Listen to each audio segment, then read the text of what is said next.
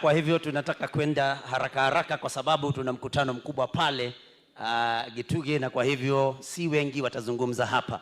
Nataka niseme kwa ruhusa yako mchungaji na kwa ruhusa wa viongozi wetu wakiongozwa na Mheshimiwa Riggy G, Second Deputy President, kwamba sisi tumefurahi vile mmekuja huku na tunawakaribisha sana huku Gituge. This is Gituge Ward, Mathioya Constituency, Murang'a County.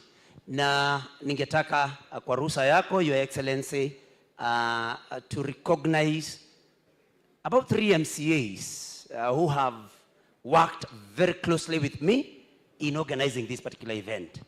That is Mheshimiwa Ruiru, Mbiri Ward, Keti. Mheshimiwa Mwangi wa M-Pesa, Ginda Ward, Keti. Mheshimiwa Kagori, sijui yako wapi, ako nje, asante, pamoja na waheshimiwa wengine. Your Excellency, I would also like to pass Mheshimiwa Jamli Kamau ametuma pole zake, akasema kwamba hataweza kufika kwa sababu kama unavyojua ameachwa na mamake mpenzi na wako na ibada kule nyumbani, na kwa hivyo nataka kuleta his apologies. He will not be able to join us. Your Excellency, I do not want to say many things. I just want to take this opportunity to say that I thank God kwamba hatukufa siku ya Jumapili, kwa sababu kuna watu waliokuwa wamepanga kumuua Deputy President Rigathi Gachagua. Na mimi nashukuru Mungu kwa sababu ni Mungu tu aliyemuokoa pale, yeye pamoja na sisi tuliokuwa pale. Na ninataka kusema kwamba leo nimeona tumetumiwa askari polisi kuja kutulinda, na tunashukuru. Lakini kuna swali moja. Je, wewe Rais Ruto, ni lazima ugegoja mpaka kina mama na watoto wateswe kule kanisani, wapigwe na tear gas ndio utume askari?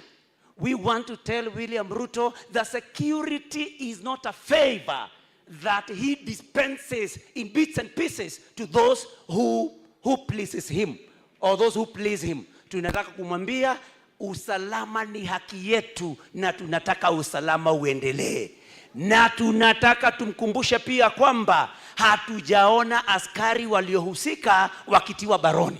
Kwa hivyo hii kututumia askari hapa kutulinda, mimi naona ni kama vile imeandikwa katika Biblia kwamba Mafarisayo walikuwa wanaosha kikombe kwa nje ila ndani bado kuna uchafu. Kwa hivyo tutakumbuka na tutaamini kwamba William Ruto anataka kutupatia usalama, tukiona wale askari ambao walitajwa kwa majina na nambari zao za simu kutolewa wakiwa wametiwa mbaroni. Hapo ndipo William Ruto utakuwa umeosha kikombe hata na ndani, wacha kuosha kikombe kwa nje. Biblia inasema kwamba Mafarisayo walikuwa wanarembesha makaburi kule juu, ila ndani ni uozo wa mwili uliojaa kule.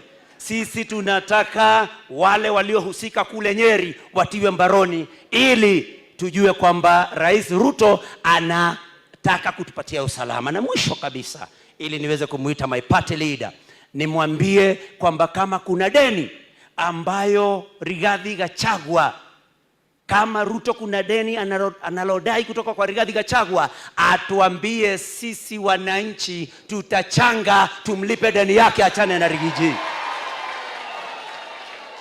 Na mwisho kabisa, ili niketi niseme kwamba unaweza kuamini Mungu ama ukaabudu mashetani. Mungu ninayemjua ni Mungu ambaye hadai damu ya binadamu. Sasa mimi nataka kumwambia Ruto, wewe sioni kama unaamini Mungu ambaye tunahubiriwa hapa. Na kama umwamini Mungu ambaye hadai damu, utuambie mashetani unayoabudu basi yanayoitisha damu ya watoto. Manake umeua watoto wetu wa Gen Z, ulitaka kuua wengine kule Wetima Odhaya. Waulize hao kwani wanataka damu kiasi gani ili umtafutie. Na kwa hivyo sisi hatufanyi siasa kanisani, ila tunasema sababu ulitushauri kanisani na sisi tunakuja kanisani. Na mwisho kabisa,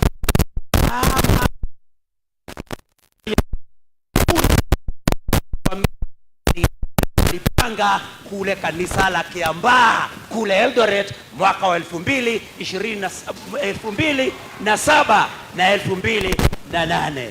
Na mimi mchungaji, unajua ni mtu wa kanisa, I'm a man of faith. I actually don't do my politics in church.